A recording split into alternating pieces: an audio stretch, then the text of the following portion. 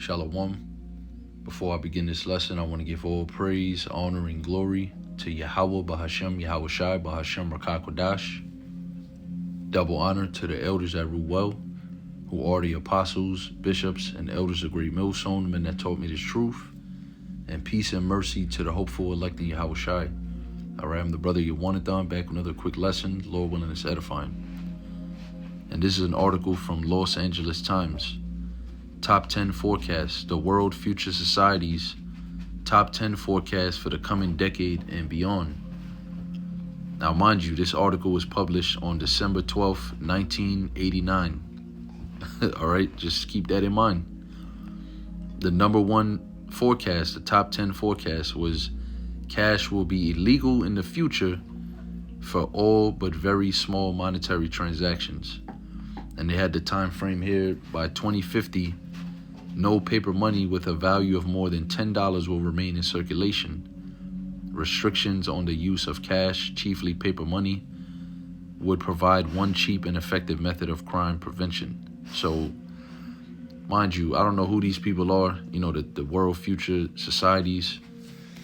I don't know who they are. I was doing some research on YouTube and I came across a video in which had, a couple of good articles I want to get into. Actually, just two articles, this and one more, dealing with, this cashless society that we're currently moving into, which we already pretty much in. But it's only 2023. All right, they talking about some 2050 now. We know what the scriptures say concerning the pride of these devils, the so-called white man who's Esau, Edom. All right, the scriptures speak about how his inward thought is that his houses shall continue forever. So these proud devils, beginning with the elites, the central banking families, they be planning stuff out all the way to the year 3000 if they could, or 2100 or whatever. You know what I'm saying? In their minds, because that's what it said. Their inward thought, which is where do you think in your mind, right? Or your lab in Hebrew. They saying that they would, their houses are going to continue forever. That's why they name cities after themselves, and they got all these proud, vain plans of a new world order, which is never going to come to pass as they see it. You understand? So what I wanted to take away out of this, though, was obviously what's obvious, right? Obviously what's obvious. Cash will become illegal in the future. So they was on to something here. Whoever these people are, the World Future Societies, they were on to something.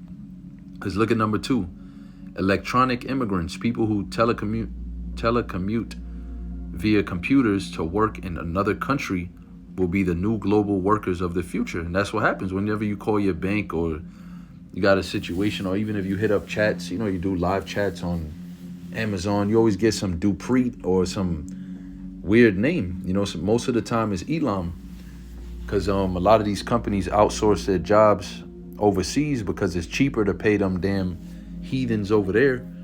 You know what I'm saying? And they'd be proud to work for America. Yeah, I work in America. But you don't really work in America, you work for America. But you see that happening.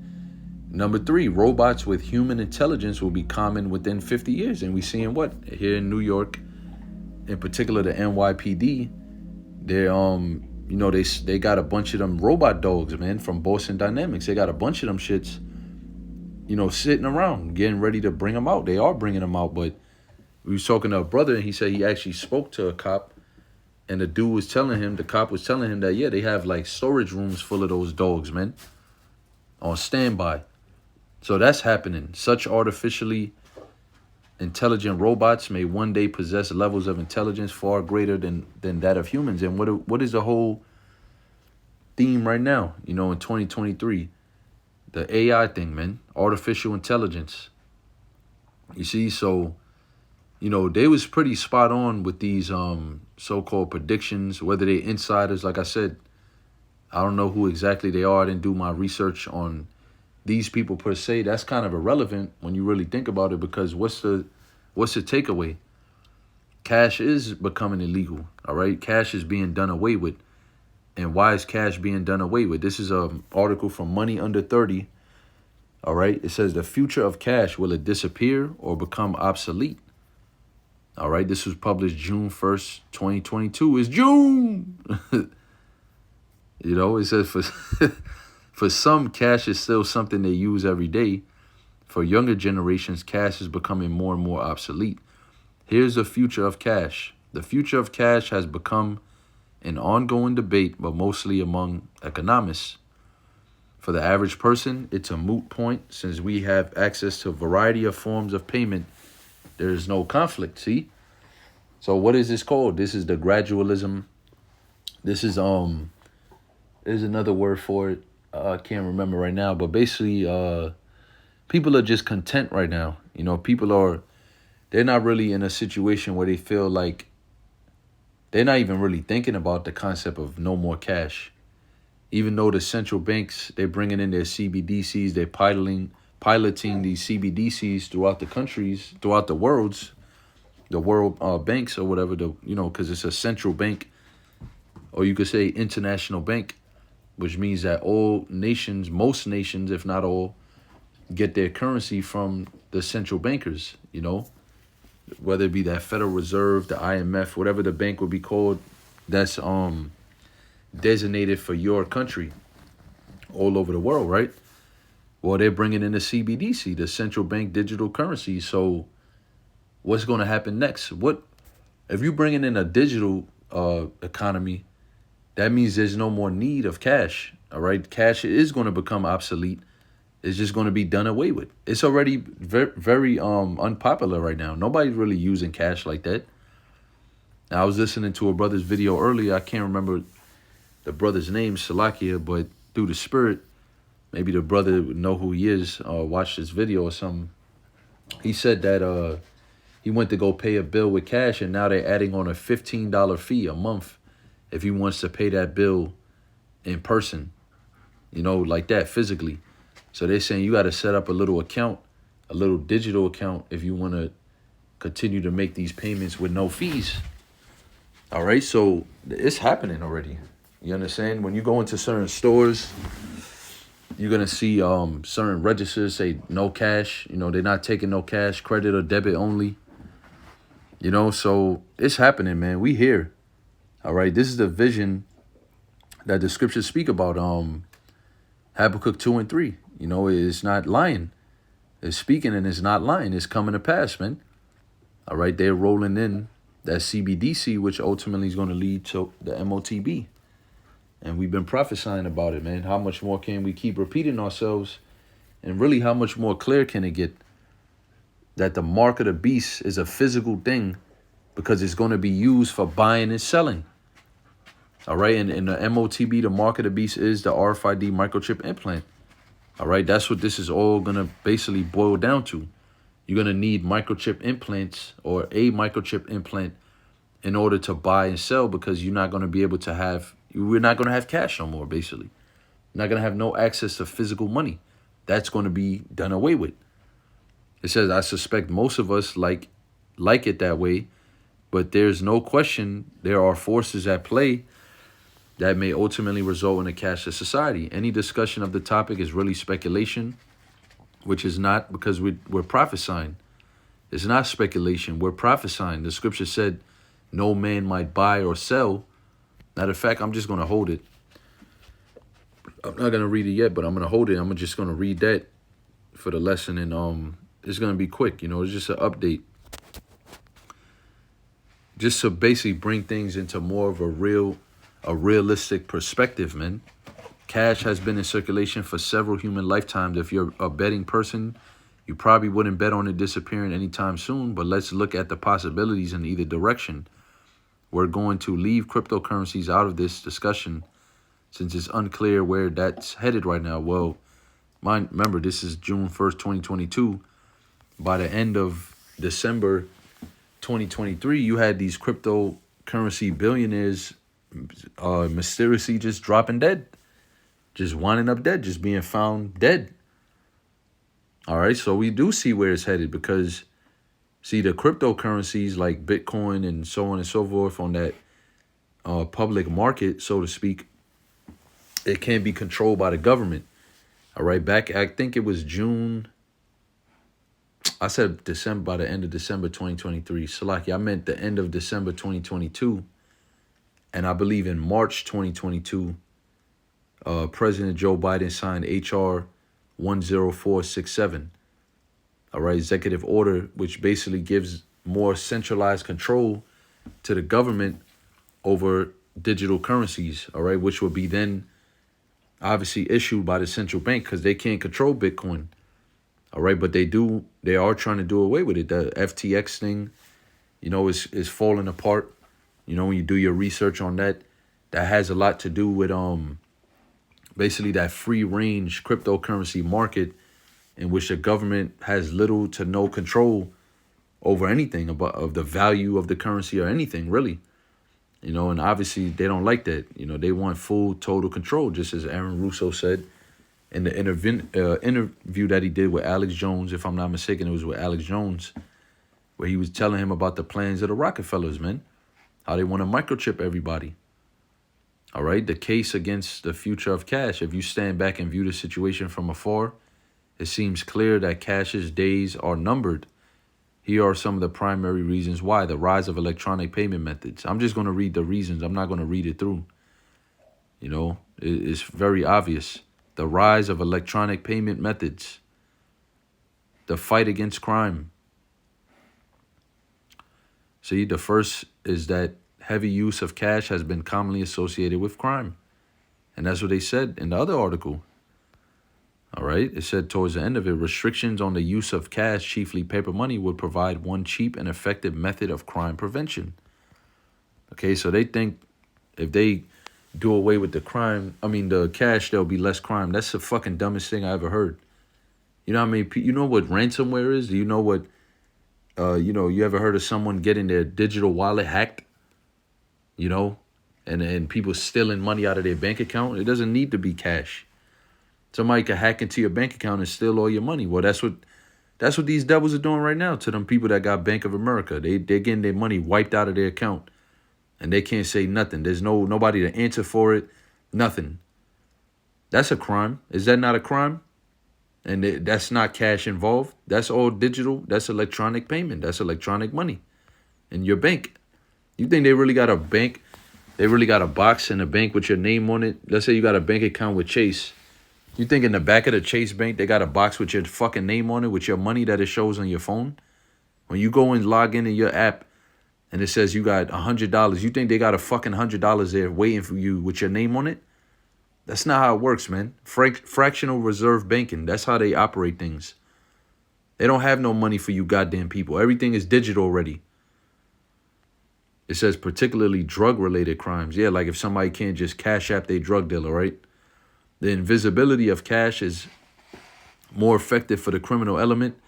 The elimination of cash may seriously impair criminal activity. Sure. Anyways, it says job eliminations in banks and credit unions. See that? Cash remains the primary medium of exchange among the poor. Cash is the best remedy for identity theft. They're saying reasons why. Where does the U.S. stand on the move towards a cashless society? A 2017 report by the site forexbonuses.org has put out the following infographic showing the top 10 most cashless countries. The U.S. is in the middle of the list at number 5. Here's the full list: Canada, Sweden, UK, France, USA, China, Australia, Germany, Japan, and Russia. All right, will cash disappear or become obsolete? Either way, it doesn't matter. With the increase, more than likely, they're just going to crash the cash system, because of this large amounts of debt. And the cash, remember, cash itself, the physical paper bill is just a bank note. It's basically an IOU. When you understand this modern wicked banking system that have been set up by the Rothschilds, going back to Mayer Amschel Rothschild or Bauer, they changed their names to Rothschild. And you do understand that it's not really even money anyways, man. So whatever the hell they do with this system, this ongoing, cash system, it really doesn't even matter because none of it was real to begin with. You see, and what they bringing in ain't real. It's all digital. It's all credits. They could just make a number up. They could just take shit away from you. It's programmable money, man. It's not of real substance. Money has to either be backed by substance or be substance. That's what money really is, substance. All right, with the increase in the number and dollar value of transactions happening by electronic payment methods, the share of cash transaction is steady declining. It may be that at some point in the future, cash is eliminated by government decree. Bingo. Let's read that again. It may be that at some point in the future, cash is eliminated by government decree. And what the hell do you think a CBDC is? Who do you think is going to issue CBDCs or regulate CBDCs once the central bank pushes it forth? Whatever government in whichever country they're operating their central bank in. So if here in America, the Federal Reserve, they have the Federal Reserve digital dollar. So who's going to control that digital dollar? Who's going to decree that? The United States government. They're going to make it a law. This is what we've been telling you, man. But that's not necessarily a risk-free move by governments. Anyways, that's pretty much it, man. It says, ultimately, this is a summary. Ultimately, cash may in fact disappear. But it's mostly a question of where and when. While it may disappear in some countries, it might remain in others. And if it ultimately happens in 50 or 100 or more years, it won't matter much to anyone who's alive today. Well, guess what? It's going to happen in our lifetime, man, because we're living in the times of prophecy. Excuse me. Move. Fucking dog, man. Revelation chapter 13, verse 16. And he causeth all, both small and great, rich and poor, free and bond, to receive a mark in their right hands or in their foreheads. And who's going to be doing this? The so-called white man, starting with the central bankers, which really, they don't do anything. They do everything behind the scenes, but the Rothschilds are not going to come out themselves and say, the whole world got to be microchipped. They control the countries, man. They control the nations in which they indebted. Because that's a precept in Proverbs. Let me get it real quick. Proverbs 22:7. All right, the rich ruleth over the poor. Who's the rich? The Rothschilds, the Rockefellers, the international banking families, who are the Edomites. All right, the upper, how do they say it? The upper echelon, however they say it. I'm trying to use big words here. The elite class, man, the ruling class of Esau is not Joe Biden and Donald Trump and the Bushes and the Clintons. All right, it's the rich. It's the ones who are truly rich, who cannot be measured by, paper money, because they print the paper money. They produce the paper money. You think it just comes out of the damn air or something? Where do you people think money comes from? It comes from somebody or people, a group of people who print it out. So how can you measure those people's wealth by the same monopoly money that they create out of thin air? They're truly rich. How? Because they have the world, man. They got substance. The earth is given to the hand of the wicked. That's the rich right now, the wicked. Who's the poor? The rest of the people of the earth, damn near. All right, yeah, you have multi-billionaires and multi-millionaires and maybe even a trillionaire or two or something out there, but that's still not rich because you still are gauging your wealth by paper fiat currency. You are poor. You don't have anything. You don't have any fucking rights. You can't do what you want to do. Nowhere in this world, man. It says, and the borrower is servant to the lender. So who's the borrower? Anyone who's using any form of currency from the central bank. You are a borrower because it's all debt. That's why they have an interest rate. So going back to Revelation again, when it says he causeth all, it's not the actual small hat Rothschild himself that's going to come on a world stage, the Antichrist, and he's going to tell the world you have to receive this chip. It's going to be done by instituting laws through these different governments. They're going to tell them what laws to pass, because what did Mayor M. Shel Rothschild say? Give me a control of a nation's economy and I care not who makes the laws. Meaning what? He already got the pocket. All right, once you already control somebody's pockets, you could control everything they do, as we just read in Proverbs 22:7. Once you make somebody in debt, even according to the laws of the Bible, that person basically becomes your servant, your slave, because they owe you. And especially if they can't pay you in America, you think America could pay this debt back, man? You think any of these countries in the world, China, America, Russia, any of these countries who have borrowed all these trillions of dollars from the central banking systems, you think they could actually pay that back, man? No. So what are they going to have to do? Make their people of small and great people, rich and poor, which means what? This is going to be a decree or a law. This is going to be a law that's passed that everyone has to receive the MOTB, the charagma, which is a physical mark, a physical incision, the microchip being inserted into your body, and that no man might buy or sell save he that had the mark or the name of the beast or the number of his name. So you will not be able to use cash to buy and sell anymore. This is telling you that whatever monetary system exists currently is not going to exist in the future, because right now we use cash, right, to buy and sell, which is this how you know it ain't talking about no goddamn sin, man. You fucking reprobate Israelites, man. How the hell is a mark talking about sin when you could use cash and still go in the store and buy something, even if you are Israelite and you so-called trying to keep the law, statutes, and commandments to the best of your ability? If you're not committing sin. And there's a reason why it says so-called, because the scriptures say if any man say that he have not sinned, he's a liar. So, I mean, what, do we all have the mark? Or anyway, I'm not even going to deal with that. That's fucking retarded, man. You Jakes, man, you too simple, man. You believe in that shit, you're fucking simple, man. Fuck you, man. At the end of the day, the point is, if no man might buy or sell, save he that had the mark, which shows you the mark is going to be used to buy and sell, which means what? It's not going to be cash no more.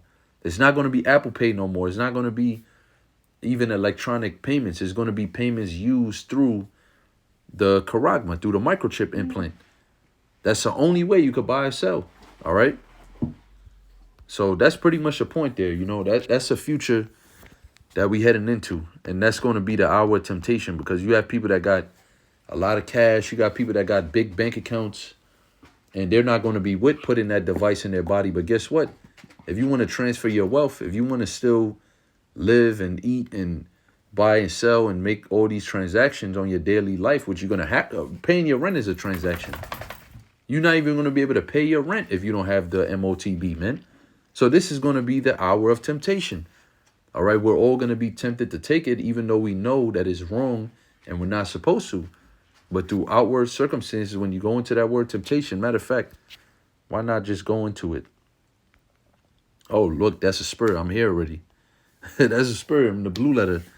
Revelation 3:10, because thou hast kept the word of my patience, I also will keep thee from the hour of temptation, which shall come upon all the world to try them that dwell upon the earth. So what is the hour of temptation? When the whole world is tried, oikomene. Let's go through the Greek on some of these words. First, we understand that this is Yahweh Shai speaking to his elect. All right, keeping the word of the Lord's patience is talking about teaching the truth, the 100% truth, and not wavering. The word patience itself means to suffer. So remember, you got, the Lord said if they hate you, they hated me first. All right, if they don't hear you, they didn't hear me. If they don't accept you, they don't accept me. All right, so part of this truth is suffering, because Yahweh Shai had to suffer, right, to bring this word out 2,000 years ago in his ministry. He got crucified. So you got to keep this word patiently, meaning hold fast. Don't let it go, even in the face of adversity. It says, I also will keep thee from the hour of temptation. So the Lord basically saying he's not going to let us fall into that temptation, which that links up with 1 Corinthians 10:13. There's no temptation that is not common to men. So every time you be tempted, is something that all men are tempted by, but much more this hour of temptation, because it said it's going to come upon the world to try them that dwell upon the earth. So this is going to be the common temptation that we all going to have to go through, every person on this planet. All right. And we got to overcome, man, through the blood of Yahweh Shai, if you the elect. And Lord willing, we hope, it said he that endured to the end, the same shall be saved. We doing this work. And we could only hope that Yahweh Shai Shai continue to bless us with the Holy Spirit to remain, to endure to the end, so that Yahweh Shai could fulfill his end of the deal by keeping us from the hour of temptation. When you go into the word temptation, It says, I'm gonna just go to the point. Definition 1B: the trial of man's fidelity, integrity, virtue, constancy, and enticement to sin. We know that taking the mark of the beast is a sin. The mark of the beast is not sin itself, but taking it is a sin. All right, against Leviticus, sin is the transgression of the law. The law in Leviticus 19:28 tells you that, don't make any cutting in your flesh. All right, so that's going to be a sin if you do that. If you take that charagma, that's a sin. Move. Leave it. Shalakia. Move. I'm not playing, man. It says, whether arising from the desires or from the outward circumstances.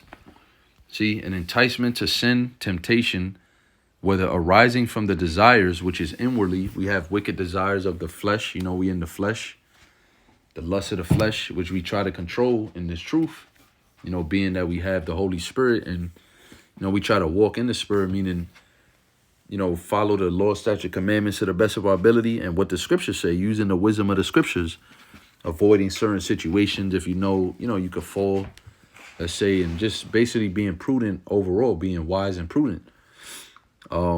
That's how we, control these things through the Spirit, is really the will of Yahweh Shem Yahushai. But we men, we in the flesh, we're going to fall 7 times. The scriptures say that. The point is, it says this is how a man is enticed to sin, is the inward desires or the outward circumstances. So that's what's going to be at play here.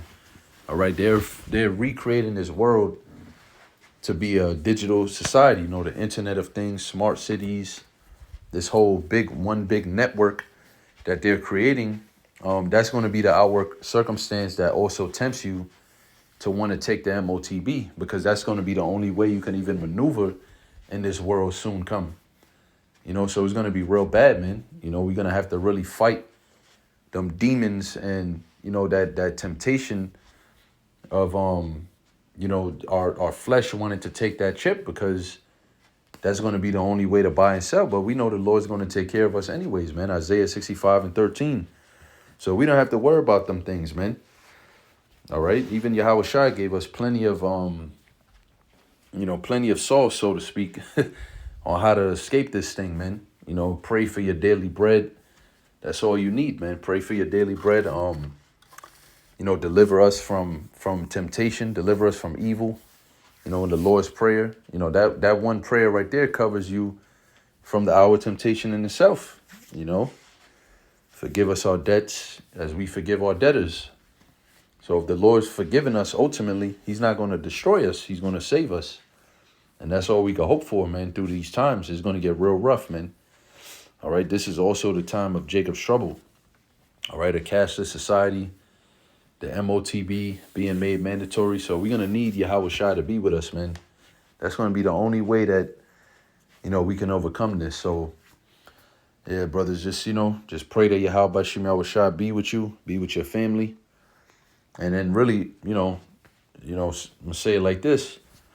If you do got a family, you might have a wife or kids or whatever, children, they don't really need to make it, man. You the one that needs to make it. You brothers, you're the one that needs to make it. They could come back through you. Now we want our families to make it, but I'm just saying that because that's maybe a way how Satan ultimately tries you. He may try to take your family away, or your woman might get weak and she might take the MOTB. So now you got to be mentally ready for that. All right. But once again, they don't need to make it necessarily. You the one that needs to make it. All right. So with that, I'm going to just close the lesson out. I'm going to say, Call hello, Yahweh Shem Yahushai, Ba'ashem Rakak Wadash. Hope and pray this lesson was edifying through the Holy Spirit to the hopeful elect. And I'll see you in the next one. Lord willing, Shalom.